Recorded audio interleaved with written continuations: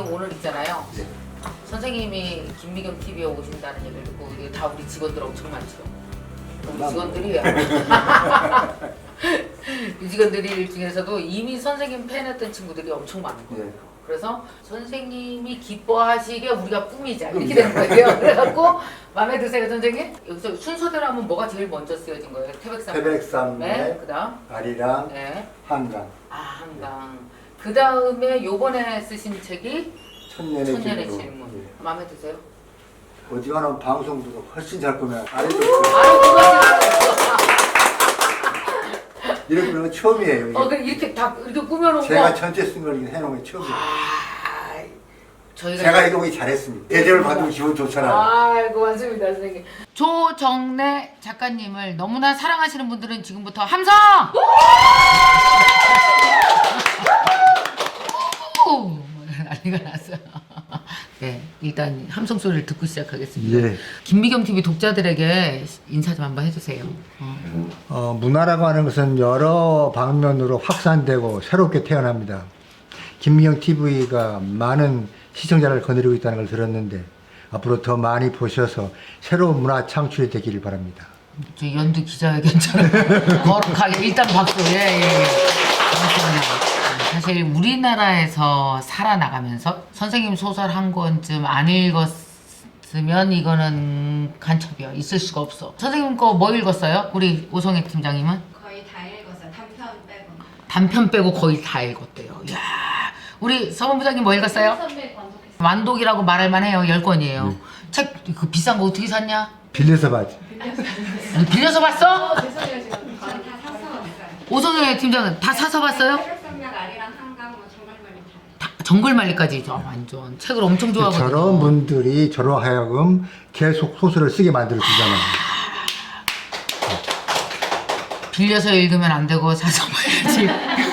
아니 그렇지 사서 봐야 또 거기서 원고료 나와야 또 또 앉아서 다른 그렇지. 작업을 또 재투자, 그렇지 재투자, 재투자 예. 사실 투자거든요. 그게. 그럼요. 이 많은 책들을 다 쓰셨는데 선생님이 안타깝게도 깜짝 놀랐어요 선생님.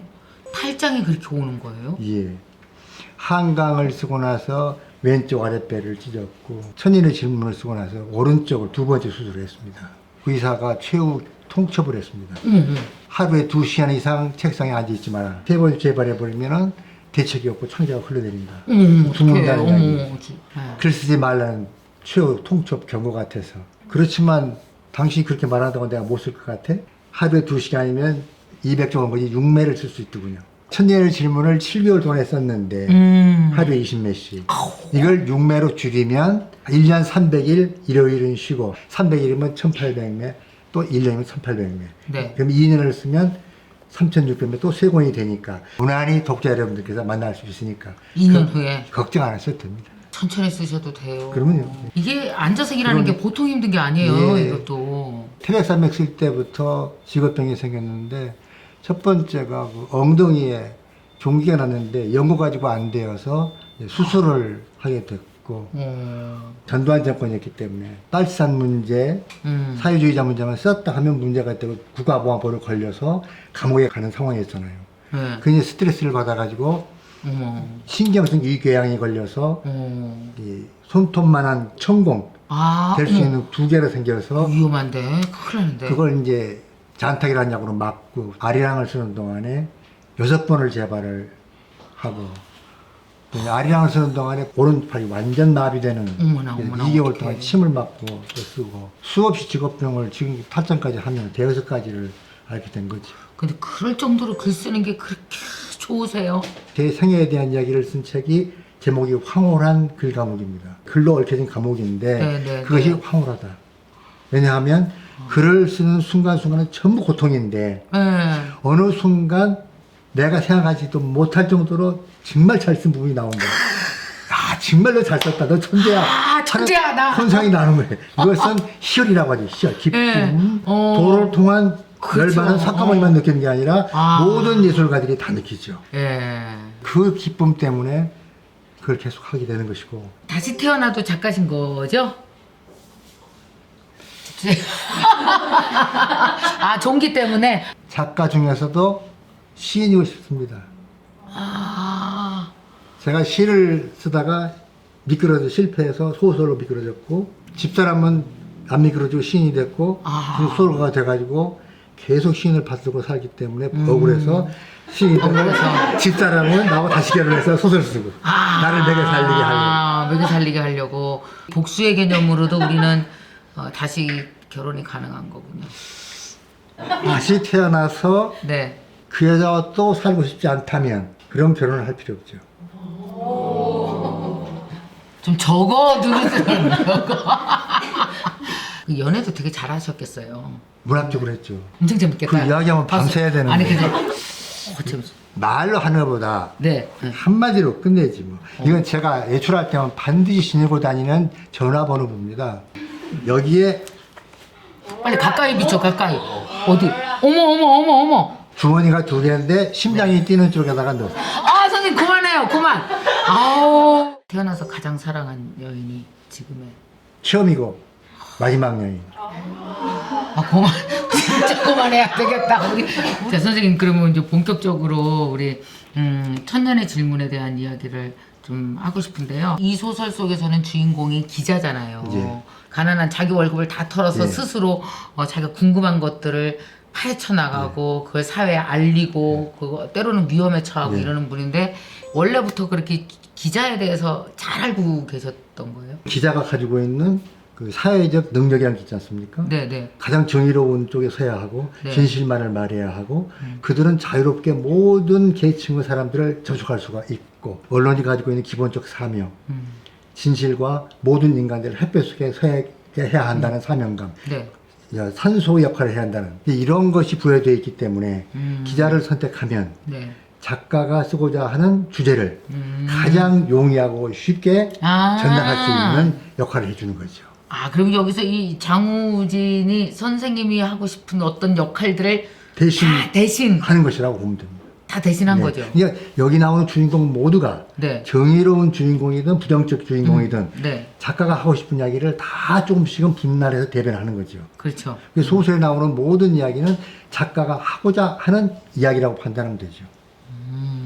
사실 이 읽으면서요 이미지가 그러니까 왜냐하면 우리가 바로 살았던 바로 몇 년 전 과거거든요. 네, 네. 너무 놀랬던 건 뭐냐면요 사진 2,000장이 한꺼번에 모여서 막 들어가는 느낌이었었다니까요. 산발적이고 분산적인 이야기들을 총체적으로 모아서 네. 일목요연하게 독자들에게 제시함으로써 네. 독자들이 다시 한번 느끼게 하고 재인식하게 만들고 사회 배합적 힘까지를 발휘할 수 있도록 만드는 그것이 작가들의 역할이죠. 제가 이 소설 읽으면서 되게 반성한 게 뭐냐면요 단편적인 하나하나 나오는 뉴스라든지 어떤 사건을 이어서 볼 줄 알아야 되겠구나. 네. 그럼 선생님은 그러면은 이걸 취재를 했다기보다도 지난 몇 년간 이 사건이 이어져가는 걸 혼자서 뒤에서 이렇게 관망하고 보시지 않았을까 싶은 거예요. 그렇습니다. 1975, 6년 네. 그때부터 우리 사회를 통찰해온 네. 네. 그 결과가 이 소설이라고 봅니다. 그때부터 이 사회는 모순이 만들어지기 시작해서 네. 위기의 사회까지 와버렸다는 것을 유엔이 네. 우리에게 경고하는 현실까지 와버렸다는 이야기죠. 모든 사람이 깨달아야 되는데 네. 깨닫지 못하고 있는 게 문제고 깨달으면 그것을 개선하려고 노력을 해야 된다. 네. 그래서 이 소설은 저희 세대가 이미 지나가 버렸고 그리고 우리 아들 세대도 이미 반은 넘어가 버렸고 저희 손자 세대, 제 큰 손자가 20살입니다. 그놈들 세대만큼은 이런 세상을 바꾸어져야 된다. 네. 이런 세상을 그들이 또 살게 할 수는 없다 네. 하는 목적 때문에 손자 세대를 위해 쓴 것입니다. 손자 세대를 위해서. 이 책의 제목이 천년의 질문인데 우리가 진짜 1000년 동안 우리 모든 사람들이 질문해 오늘 당신에게 국가란 무엇이냐 이거에 대해서 소설을 쓰셨는데요. 그러면 선생님 소설은요 항상 이 역사라는 큰 줄기 속에서 거기서 인간들이 어떤 생각을 하고 어떤 판단을 했는지에 대한 것들이 네. 써 있는 거잖아요. 이 소설은 대설의 반대말이죠. 어원이 중국에서 나온 말인데 황제가 다스리는 말 그것이 대설이고 시장거리에서 보통 사람들이 잡다하게 떠드는 말을 소설이라고 합니다. 그런데 이 잡다한 이야기가 소리로 할 때는 잡다하지만 문자를 통해서 체계화돼서 예술로 바뀌기 시작하면 엄청난 사회적 힘을 발휘할 수 있다. 이것이 소설의 존재 이유입니다. 그러므로 소설은 네. 인생에 대한 사회에 대한 탐구다. 인생은 무엇인가? 왜 우리는 이렇게 된 세상에 살고 있는가? 네. 이것에 대한 개선책은 무엇인가를 아. 말할 수 있는 것이 소설입니다. 역사, 사회, 정치, 정치, 그리고 네. 모든 다른 것들을 다 포괄하지 않으면 안 되는 것이 총체성. 그것이 소설가의 기본 자양이고 임무예요. 살아난 이야기만 평생 쓰다 많은 사람들 있잖아요. 저는 그거보다는 네. 선생님의 선택은 총체적인 역사적인 문제, 모든 공동체의 문제, 고민과 괴로움, 이것을 쓰는 것이야 한다. 네. 그리고 세계에 수없이 많은 동상이 있는데 예술가들이 제일 많습니다. 오. 작가들이 제일 많고 오. 작가 중에서 소설가들이 제일 많다. 동상이 선생님 동상은 어디 있어요 지금? 전신상이 아니라 흉상, 네. 어깨까지만 해서 제 얼굴의 100배쯤 된 것이 테레산맥문학관이 있는 벌교에 네. 한 5년 전에 만들어졌습니다. 아. 제 소설은 누가 뭐래도 네. 삶 전체의 문제를 말하고 싶다. 그래서 역사 사회의식이 강한 소설을 써왔던 겁니다. 이데올로기적인 거를 많이 쓰시기 때문에 예. 또 거기에 또 강하게 선생님의 생각들이 들어가서 그 주인공들이 선생님의 생각을 갖고 막 움직인단 말이에요. 소설 속에서 그 걱정이 되는 소설들이 많거든요. 선생님 소설. 세상에 다 알려져 있지만 태백산맥 때 빨갱이로 몰려가지고 2005년에 고발당해가지고 만 11년 만에 무혐의를 받았습니다. 제가 11년 동안 고통당하면서 아리랑을 쓰고 한강을 쓰고 제가 용기를 갖고 힘을 얻게 한 사람 딱 한 사람이에요. 누구? 김초애. 내 사랑하는 분. 제가 태백산맥을 2회째 쓰고 네. 그때 새벽 1시쯤 됐는데 집사람한테 그랬어요. 갑자기 내가 이런 식으로 소설을 써가다 보면 반드시 정치적 위해를 당할 것이다. 어. 그때 애 하나 데리고 견딜 수 있겠냐. 아무 걱정하지 말고 써라. 그걸 못 쓴다면 작가가 아니다. 그렇게 대답을 했어요. 근데 그러한 정신의 일맥상통 때문에 서로 사랑하고 부부가 됐겠죠. 집사람이 항상 저한테 하는 말이 한마디였어요. 영욕은 반반이다. 영광과 욕 때문에 반반이다. 예, 태백산맥 때 유명해졌고 많은 독자들이 있는데 이것 때문에 또 이렇게 곤욕을 겪으니 반반이니 인생사가 그런 것이니 힘내라. 아, 참 현명하신. 네. 그런 식으로 삶 속에서 제가 행여라도 잘못될까봐 보호하려고 하는 모성애적 사랑을 계속하는 거예요. 애인이며 엄마이며 예, 스승이며. 그럼요. 아, 부부관계가 이렇게 아름다운 거였구나. 다시 이쪽으로 오겠습니다, 여러분. 그래서 걱정이 좀 됐었어요, 사실. 근데 김초애 선생님이 계셔서 이렇게 버텨 나올 수 있었겠군요. 책 말고 다른 얘기지만 우리 이제 곧 광복이잖아요. 광복절이 오잖아요. 그래서 제가 잠시 읽었는데 8.15 광복이라고 하는 것이 우리의 힘은 없고 거기에 미국이 연합군이 승리함으로 인해서 우리가 그냥 어부지리를 얻은 거지 이 광복이 우리 힘으로 얻은 거는 아니다라는 그런 논조의 글도 본 적이 있단 말이에요. 저는 그걸 보면서 젊은 사람들이 여기에 동조하면 안 되겠는데 그 좀 걱정이 그것은 됐어요. 우리 민족의 존엄과 자존심을 훼손하는 네. 반민족적 발언이지요. 세계의 식민지 국가들이 7, 80개가 있었습니다. 인도를 비롯해서. 맞아요. 그때 인도는 이미 열강들이 180년을 영국 지배를 받고 있었고. 네, 180년. 예, 그리고 이제 베트남을 비롯한 동남아들이 거의 다 식민지였는데 그랬죠. 식민지 지배 단 10년 만에 네. 3.1운동 같은 그런 전 민족이 저항을 하고 일어난 것은 한국이 최초이고 그 한국의 저항을 배워서 네. 인도의 저항도 생기고 다 그렇게 됐습니다. 그리고 36년 동안에 끝없이 저항하고 죽어간 것도 네. 한국 사람들밖에 없어요. 네. 우리 민족성은 엄청나게 강합니다. 응징력이 셉니다. 그리고 우리에게 독립투쟁의 방법을 가장 모범적으로 가르쳐 주신 분이 세 분이 있는데 안중근 선생 의사, 그 다음에 김원봉 네. 의열단을 하셨던 분, 그 다음에 맨 마지막에 윤봉길 네. 의사. 이 세 분의 방법은 똑같지요. 너 죽고 나 죽자. 그렇죠. 그 윤봉길 선생께서 가지고 있던 폭탄이 두 개입니다. 네. 물병과 도시락. 하나는 던졌고 하나는 자폭용이었는데 밀치놈에 놓쳐가지고 그걸 잡으려다가 끝까지 못 잡고 총살당했는데 그 정도의 정신을 가지고 싸웠을 테니까 우리는 반드시 독립했다. 그러므로 그런 어처구니없는 말 하지 마라.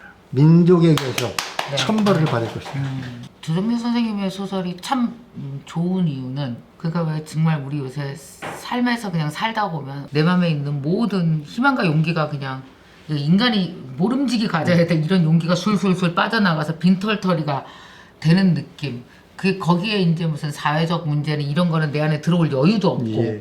그렇게 사는 사람들이 이런 선생님의 소설을 통해서 자기 스스로가 장우진이 돼보는 거예요. 네, 이렇게 예, 되면서 이 사회에서 되게 의미 있고 용기 있게 세상을 헤쳐나가는 인물로 한번 소설 속에서 종횡무진을 해볼 수 있는 예, 예. 그 느낌. 예. 이게 저는 선생님이 주는 진짜 용기라고 예. 생각이 들거든요. 인물들이 다 있지만 예. 여기 있는 뭐 장우진, 고성민 이 친구들 중에서 제일 연민이 가는 사람이 있을 것 같아요. 주인공 중에. 이제 이렇게 얘는 좀 이렇게 쓰먹긴 했지만 좀 안타까워 얘는 뭐 그런 사람 없어요. 최민혜 변호사하고 네, 최민혜 변호사. 황원준 검사가 사랑을 해서 결국 꼴이 나는 네. 그런 부분을 제가 쓰면서 음. 그들이 이렇게 정의로운 삶을 살아가는 부부로서 그들이 자식이 또 태어나는 세상을 지향해 간다면 우리 세상엔 미래가 빛이 있을 것이다 해서 설정을 한 젊은이들이죠. 두 젊은이들 결혼. 예. 그 선생님이 준비한 것이잖아요. 결국은. 근데 그런 부부가 탄생을 하고 있겠죠 어디선가. 그죠? 그럼요. 삶을 하고 어떻게 있겠죠? 바라보냐에 따라서 네. 인생은 항상 지옥일 수도 있고 천당일 수도 있잖아요. 그래요, 맞. 한 번밖에 없는 인생을 다 살다 가는 것인데 연출자도 각색자도 주연도 모두 다 자기 자신이잖아요. 자기 자신. 예, 맞아요. 그냥 하루하루가 얼마나 소중한 것이며 제대로 올바른 인식을 한다는 것이 얼마나 소중한 것인가를 항상 깨달으며 살아야죠. 제가 이 책 다 읽고 나서 검색을 했어요. 예. 그래서 아직 시작은 안 했는데 곧 시작합니다. 여러분들 제가 뭘 시작하겠다는 건지 소설을 읽어보면 알 텐데.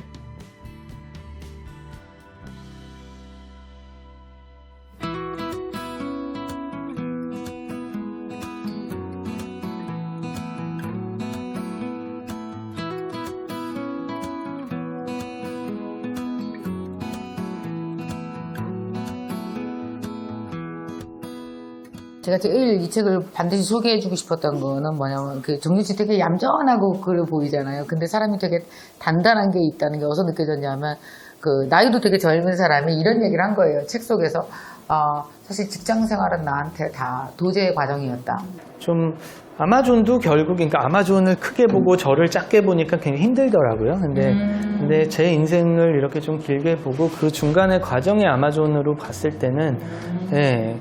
그게 훨씬 마음이 좀 더 그러니까 좀 더 주체적으로 볼 수 있게 됐다 그래야 될까요? 나가기 전에 내가 최대한 많이 배우고 나가겠다라고 하니까 그 시간들이 왜 이렇게 나를 힘들게 하는 곳에서 내가 배우고 또 대우도 받는 그런 곳으로 좀 바뀌었던 것 같아요. 네.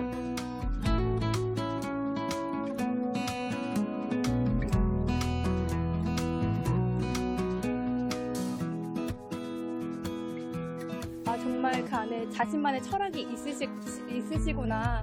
그런 내면의 힘을 가지려면 이 박정준 작가님도 많은 책을 읽으셨겠구나 하는 생각이 들어서 나도 더 많이 책을 읽고 또 나만의 철학을 갖고 나의 길을 걸어야 되겠다 그런 생각이 들었습니다. 오늘 책에서만 만나뵀던 박정준 작가님 그리고 우리 김미경 우리 선생님도 이렇게 마주할 수 있어서 너무너무 감사한 시간이었습니다. 작가님을 만나고 이렇게 어떠한 생각으로 이런 책을 쓰게 됐는지에 대한 그 얘기를 들으니까 좀 더 많이 와닿았고요. 책을 읽으면서 궁금했었던 내용들을 직접 이제 물어볼 수 있는 기회가 있어서 좋았던 것 같아요.